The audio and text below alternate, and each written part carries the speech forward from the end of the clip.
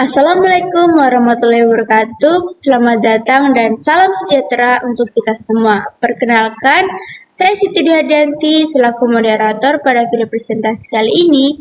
Pada kesempatan kali ini, kami dari Universitas Hasanuddin, Fakultas Matematika dan Ilmu Pengetahuan Alam, Program Studi Biologi, Kelompok 9 Mata Kuliah Parasitologi, akan mempresentasikan hasil tugas kami yang berjudul Cestoda pada Hewan. Presentasi kali ini akan disampaikan oleh rekan-rekan saya yaitu Yohana Herawati dengan NIM H0412410009, Reski Regina Saputri H04124072, Resi Nama Padang H04124022, dan saya Siti Dwi selaku moderator dengan NIM H04124045. Baik, tanpa berlama-lama, mari kita simak pemaparan materi pertama yang akan dibawakan oleh saya sendiri. Nah, topik pembahasan pada presentasi yang berjudul Cestoda pada Hewan, yaitu yang pertama, definisi cestoda hewan, spesies penting yang menginfeksi manusia dan hewan, yaitu Taenia saginata, Taenia solium, Diplophotrium latum, Hymenopis nana, dan Echinococcus granulosus. Nah, sebelumnya, apa itu cestoda? Cestoda atau cacing pita adalah parasit dari filum Platyhelminthes yang berbadan pipih dan bersegmen. Tubuhnya terdiri dari kepala, skoleks, leher, dan segmen proklotit. Cacing ini tidak memiliki sistem pencernaan dan menyerap nutrisi langsung dari usus inang. Mereka bersifat hermafrodit dan berkembang biak dengan bertelur. Siklus hidupnya melibatkan satu atau lebih inang dengan larva hidup di jaringan inang perantara dan cacing dewasa di usus inang definitif. Manusia terinfeksi melalui konsumsi daging sapi, babi, atau ikan yang kurang matang, serta makanan atau air yang terkontaminasi.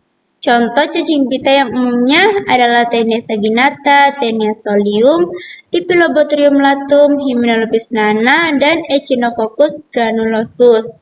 Nah, pencegahan meliputi memasak daging dengan benar dan menjaga kebersihan lingkungan.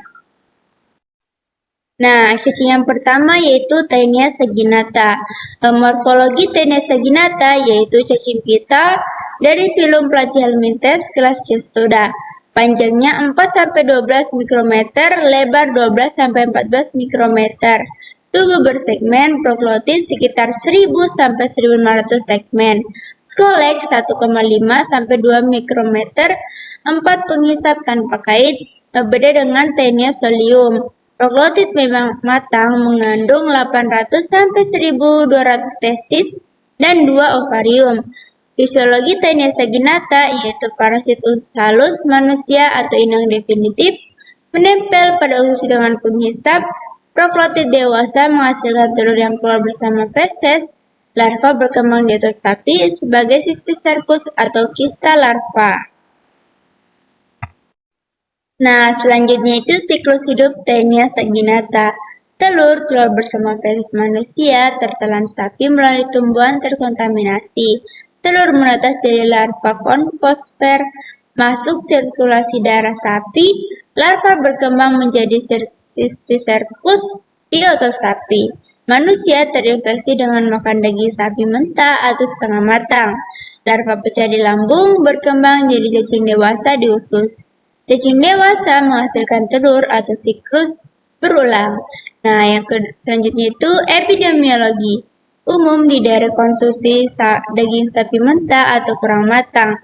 Penyebaran terkait sanitasi buruk dan kebiasaan makan telur tahan lama di lingkungan dan terkontaminasi oleh tumbuhan.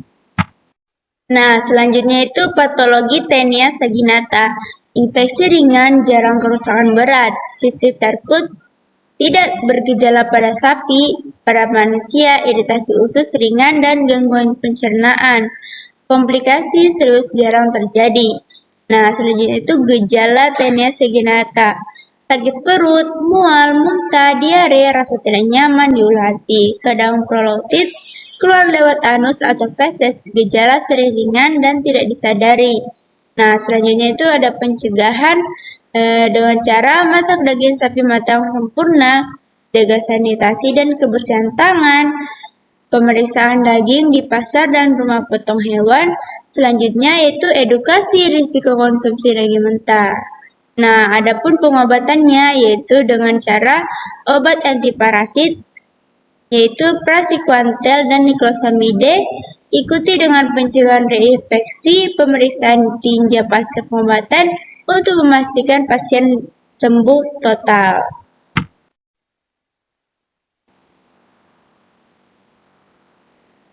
Selanjutnya, Taenia solium. Nah, sebelumnya kita harus tahu Taenia solium adalah jenis cacing pita yang merupakan parasit usus pada manusia dan babi. Taenia solium adalah cacing pita dari filum Platyhelminthes kelas Cestoda dengan panjang dewasa sekitar 2-4 meter, kadang mencapai 8 meter. Tubuhnya terdiri dari kepala atau skoleks, leher atau kolum, dan badan atau strobila yang memiliki 800-1000 segmen. Skoleks ini berbentuk bulat sekitar 1 mm, dilengkapi 4 pengisap dan rostellum dengan 2 baris kait 25-30 buah. Setiap proklotid dewasa mengandung 150-200 folikel testis, dan proklotid grafit memiliki 7-12 pasang cabang uterus per sisi dengan sekitar 30.000 sampai 50.000 telur. Nah, telurnya ini berbentuk oval berdiameter 30-40 mikron, berisi embrio heksagon atau onkosper. Cacing ini hidup parasit di usus halus manusia atau inang definitif. Skoleks ini menempel kuat pada dinding usus menggunakan pengisap dan kait. Taenia solium tidak memiliki sistem pencernaan, sehingga menyerap nutrisi langsung dari usus inang. Proklotid dewasa menghasilkan telur yang keluar bersama feses. Larva berkembang menjadi Cysticercus di otot babi atau inang perantara dan dapat bertahan lama. Selanjutnya, siklus hidup Taenia solium ini dimulai dari telur dan proklotid yang keluar bersama feses manusia mencemari lingkungan. Babi menelan telur yang menetas menjadi larva onkosper di usus babi, lalu bermigrasi ke otot dan berkembang menjadi Cysticercus. Manusia terinfeksi dengan mengonsumsi daging babi mentah atau kurang matang yang mengandung Cysticercus. Larva pecah di lambung manusia, menempel di usus halus, dan berkembang menjadi cacing dewasa. Infeksi juga dapat terjadi melalui autoinfeksi dengan menelan telur langsung, menyebabkan Cysticercosis atau larva berkembang dalam jaringan manusia. Infeksi umum di daerah dengan sanitasi buruk dan kebiasaan makan daging babi mentah seperti Asia, Afrika, dan Amerika Latin. Taeniasis atau infeksi cacing dewasa biasanya ringan, menyebabkan iritasi usus dan gangguan pencernaan. Cysticercosis dapat menyebabkan lesi pada otot, mata, dan terutama otak, yang berpotensi menimbulkan kejang, sakit kepala, gangguan neurologis, dan kematian. Oke, selanjutnya gejala taeniasis meliputi sakit perut, mual, diare, penurunan berat badan, dan keluarnya proklotid melalui anus.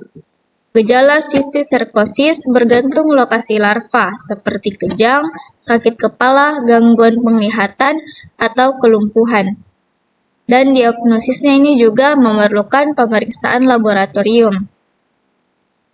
Kemudian pencegahannya itu dilakukan dengan memasak daging babi matang, menjaga kebersihan lingkungan dan sanitasi, edukasi masyarakat, serta pengawasan rumah potong babi. Pengobatannya itu menggunakan antiparasit seperti praziquantel dan albendazol dengan terapi tambahan untuk neurosistiserkosis sesuai kebutuhan. Kemudian pemeriksaan tinja setelah pengobatan juga itu penting untuk memastikan eliminasi cacing. Selanjutnya yaitu Dipilobothrium. Morfologi Dipilobothrium latum yaitu merupakan cacing pita yang memiliki panjang hingga 10 mm. Skoles kecil berbentuk sendok dengan 2 botria atau lekukan penghisap. Tubuhnya terdiri dari ribuan segmen atau proklotid yang mengandung telur. Telur tersebut berbentuk elips berwarna kekuningan dengan operkulum di salah satu ujung. Adapun fisiologinya yaitu parasit ini menyerang usus manusia dan hewan lain. Kemudian menyerap nutrisi langsung dari usus inang melalui dinding tubuh. Dengan siklus hidupnya mulai dari telur yang keluar lewat feses inang definitif manusia atau hewan. Kemudian telur tersebut menetas menjadi larva parasit di air. Parasit dimakan Crustacea atau inang intermediate pertama yang kemudian berkembang lagi menjadi larva procercoid. Crustacea dimakan ikan atau inang intermediate kedua dan larva berkembang menjadi Plerocercoid. Manusia atau hewan terinfeksi dengan makan ikan mentah atau kurang matang yang mengandung larva. Adapun epidemiologinya, yaitu yang pertama tersebar di daerah dengan air tawar dan konsumsi ikan mentah atau kurang matang. Berkaitan dengan sanitasi buruk dan kebiasaan makan ikan mentah. Patologinya yaitu dapat menyebabkan anemia akibat penyerapan vitamin B12 oleh cacing dan dapat menimbulkan gejala anemia seperti kelelahan, kelemahan, dan gangguan neurologis. Gejalanya yaitu anemia, kelelahan dan kelemahan, gangguan neurologis, dan nyeri pada perut.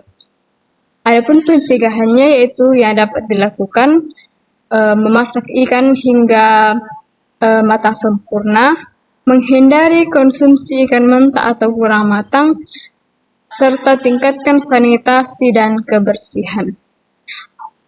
Adapun obat yang dapat dikonsumsi yaitu obat antiparasit seperti praziquantel atau niclosamide. Selanjutnya ada Hypnolepis-nana. Adapun morfologi dari Hypnolepis-nana yaitu merupakan cacing pita kecil yang memiliki panjang 15 sampai 40 mm dan lebar 0,5 sampai 1 mm. Cacing ini memiliki skoleks atau kepala yang dilengkapi dengan rostrum dengan kait-kait kecil. Kemudian tubuhnya itu bersegmen hermafrodit. Kemudian ada fisiologinya. Hypnolepis-nana ini hidup sebagai parasit dalam usus kecil manusia dan beberapa hewan lainnya. Cacing ini menyerap nutrisi dari inangnya dan dapat menyebabkan gangguan pada sistem pencernaan. Dan kemudian ada siklus hidup. Siklus hidup ini melibatkan satu inang yaitu manusia atau hewan lainnya, di mana telur cacing dikeluarkan bersama feses inang, kemudian telur menetas menjadi onkosfer dalam lingkungan luar. Selanjutnya, onkosfer dapat langsung diinfeksikan ke inang baru melalui makanan atau air yang terkontaminasi. Kemudian onkosfer berkembang menjadi cacing muda dalam usus kecil inang. Adapun epidermologi dari Hypnolepis nana itu dia tersebar luas di seluruh dunia, terutama di daerah dengan sanitasi yang buruk. Infeksi cacing ini lebih umum terjadi pada anak-anak dan orang-orang yang tinggal di daerah pedesaan. Selanjutnya ada patologinya, yaitu dapat menyebabkan gangguan pada sistem pencernaan seperti diare, nyeri perut, dan kehilangan berat badan. Infeksi ini dapat menyebabkan enteritis dan dekuamasi sel usus. Namun banyak kasus infeksi yang tidak menunjukkan gejala.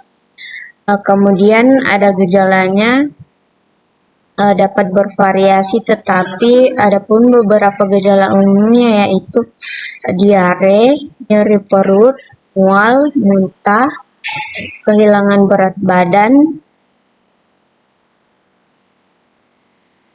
dan ada pun pencegahannya yaitu meningkatkan sanitasi dan kebersihan lingkungan, menghindari makanan dan air yang terkontaminasi, mencuci tangan secara teratur. Adapun pengobatan dari infeksi Hypnolepis nana yaitu biasanya dilakukan dengan obat antihelmintik seperti praziquantel atau niclosamide.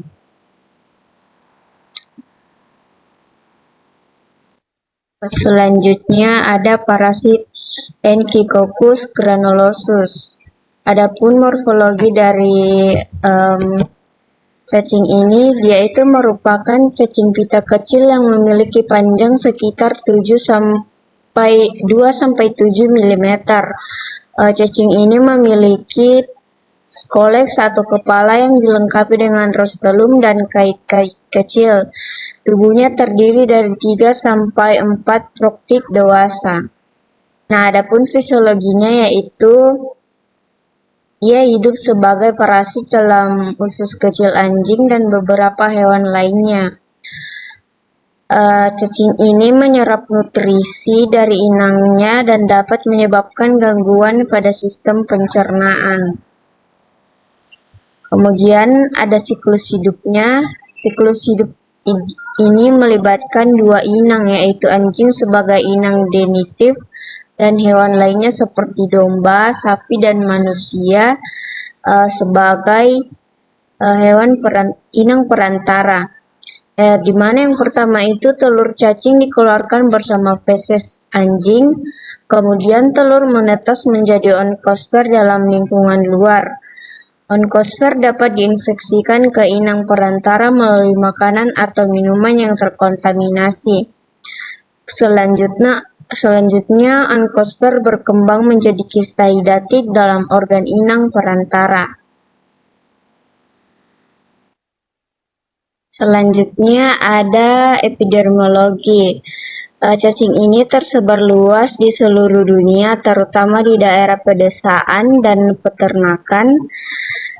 Infeksi cacing ini lebih umum terjadi pada orang yang bekerja dengan hewan seperti peternak dan dokter hewan. Kemudian ada patologinya. Dapat menyebabkan pembentukan kista hidatit dalam organ inang perantara seperti hati, paru-paru, dan otak. Kista hidatit dapat menyebabkan gangguan pada fungsi organ dan dapat pecah sehingga menyebabkan reaksi alergi yang parah.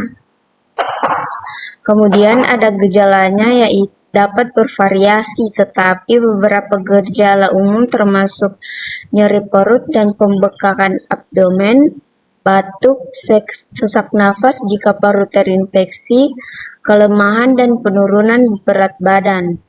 Selanjutnya ada pencegahan, di mana dapat dilakukan dengan mengontrol populasi anjing liar, mengobati anjing peliharaan secara teratur, meningkatkan sanitasi dan kebersihan lingkungan, menghindari kontak dengan feses anjing. Kemudian ada pengobatan. Pengobatan infeksi ini biasanya dilakukan dengan pembedahan untuk mengangkat kista hidatit atau obat antihelmintik seperti albendazole juga digunakan untuk mengobati infeksi ini. Nah, selanjutnya itu kesimpulan dari materi cestoda pada hewan. Nah, cestoda atau cacing pita adalah parasit berbadan pipi dan bersegmen yang hidup di usus inang definitif, seperti manusia. Mereka tidak memiliki sistem pencernaan dan menyerap nutrisi langsung dari usus inang. Siklus hidup cacing pita melibatkan satu atau lebih inang dengan larva berkembang di jaringan inang, perantara, dan cacing dewasa di usus manusia. Infeksi terjadi melalui konsumsi daging sapi, babi, atau ikan yang kurang matang, atau makanan dan air yang terkontaminasi. Contoh cacing pita penting meliputi Taenia saginata, Taenia solium, Diplobothrium latum, Hymenolapis nana, dan Echinococcus granulosus. Nah, infeksinya biasanya menyebabkan gangguan pencernaan ringan, namun beberapa jenis seperti Taenia solium dan Echinococcus dapat menimbulkan komplikasi serius. Pencegahan utama adalah memasak daging dan ikan dengan benar dan menjaga kebersihan dan sanitasi lingkungan. Pengobatan efektif menggunakan obat antiparasit seperti praziquantel dan albendazole, disertai dengan pencegahan agar tidak terjadi reinfeksi. Terima kasih atas perhatian Bapak atau Ibu dosen serta teman-teman semua. Kami mohon maaf jika terdapat kesalahan dalam penyampaian. Wassalamualaikum warahmatullahi wabarakatuh.